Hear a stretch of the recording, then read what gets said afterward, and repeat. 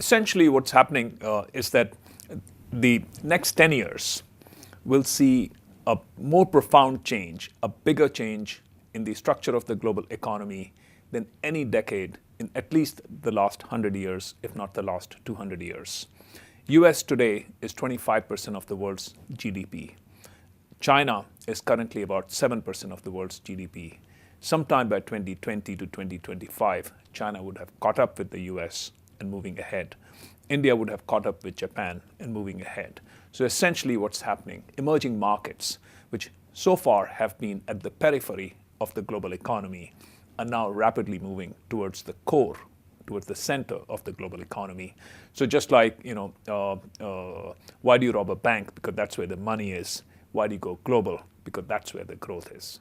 So the question, if we look at that China and similarly India, are they just opportunities or are they also challenges? And it's actually, they are mega opportunities and mega challenges. Mega opportunities because they are large markets, and within 15 years, they will be two of the three biggest markets in the world for virtually every product or service. Yet at the same time, today, if we look at China, that while it's about to become the world's second largest economy, its per capita income is not even in the top 75. So it's a very poor country. Even in 2025, when China becomes the world's largest economy, because its population is 4 to 5 times that of the US, China's per capita income at that time will be still a quarter that of the US, which is like Mexico to US today. Essentially, when I look at China, when I look at India, I look at them as both rich and poor at the same time, as mega markets with micro customers. And so therefore, when companies go to these markets, firstly, they can't stay away from these markets because they are big. Somebody will occupy that space, and whoever does that is going to be very big. So companies cannot ignore them. Yet at the same time, because the buying power is that low, that it's not a smart idea to just, let's say, clone your US products and services for those markets, or even to defeature and adapt them.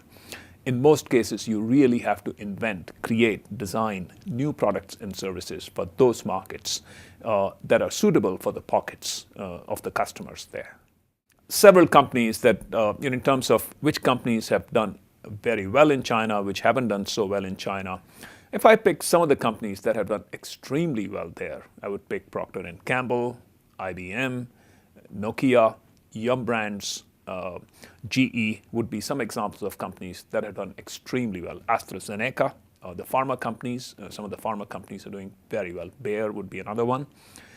In China, and what they have really done is to essentially commit themselves to China, to think of China as not just a short-term story, but as these companies look at the US as a home market, is to think of China as a home market and to engage with China on all fronts as a market, as a hub for cost efficiency, as a hub for innovation, and as a place where they need to take on the local competitors on their home turf before they become global. Some companies that have had real challenges in China, I would pick probably Black & Decker. Black & Decker is doing very well in terms of leveraging China for cost efficiency, but at the same time, they actually have not been very open to China as a market. And I think that's a huge mistake. That's a huge sub-optimization. The two biggest differences between China and India that I would pick, one on the political front, which is an obvious one, and one on the economic front. Politically, of course, China is a command and control economy, one-party system. India is a raucous democracy, not unlike the US. And so therefore, by and large, we could say that the Chinese governmental system works far more efficiently than the Indian system. That's one difference. And perhaps it's not too inaccurate to say that that's a reason why China's economy has been growing at about 2% higher rate than India's economy. In some sense, we might even go so far as to say that India is incurring currently, let's say, a 2% democracy tax on the economic side. Economically, the difference is that what China started in 1978, India started in 1991, which is embracing liberalization, embracing entrepreneurship, embracing globalization. And so therefore, China has this 12, 13-year advantage over India. And so India's GDP in 2020 will be as large as China's GDP in 2007. And so, yes, China would have moved ahead. China started the big infrastructure revolution in about 1996.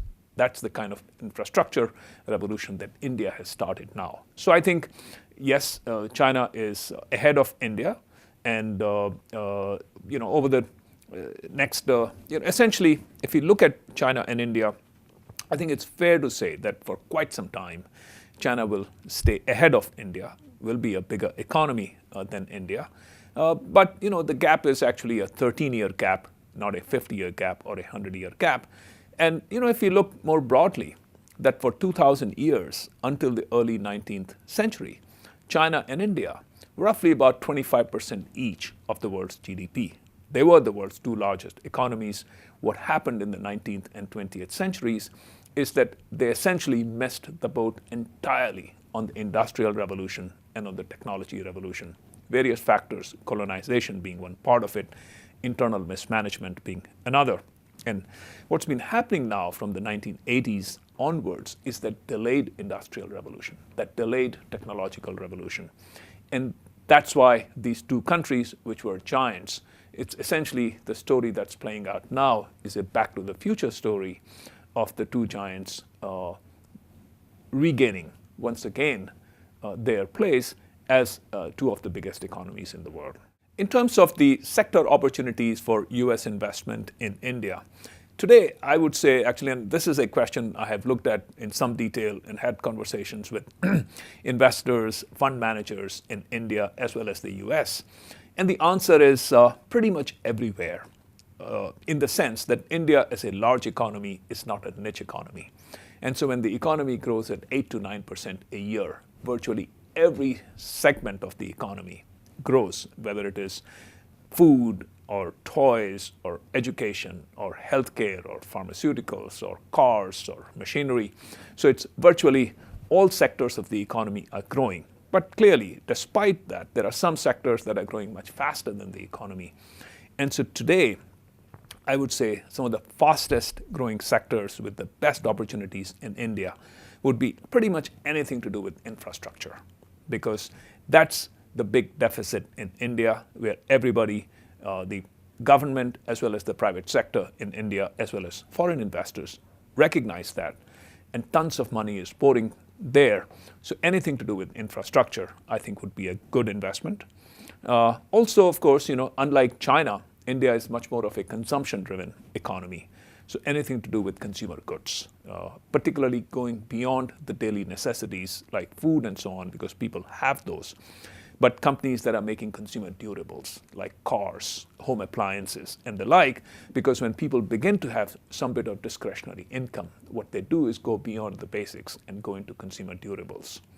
So if you look at 2009, actually, it was a horrible year for all economies in the world. Every economy slowed down, including India's. And in fact, India's GDP estimated growth for 2009 is about 6 to 7%. The figures are not yet out. But despite that, look at the auto industry in India. The auto market in India grew in 2009 at 20%. So at about 3 times the pace. And so similarly, infrastructure grew at about 20%. So I think consumer durables and infrastructure are two of the higher growth segments in India.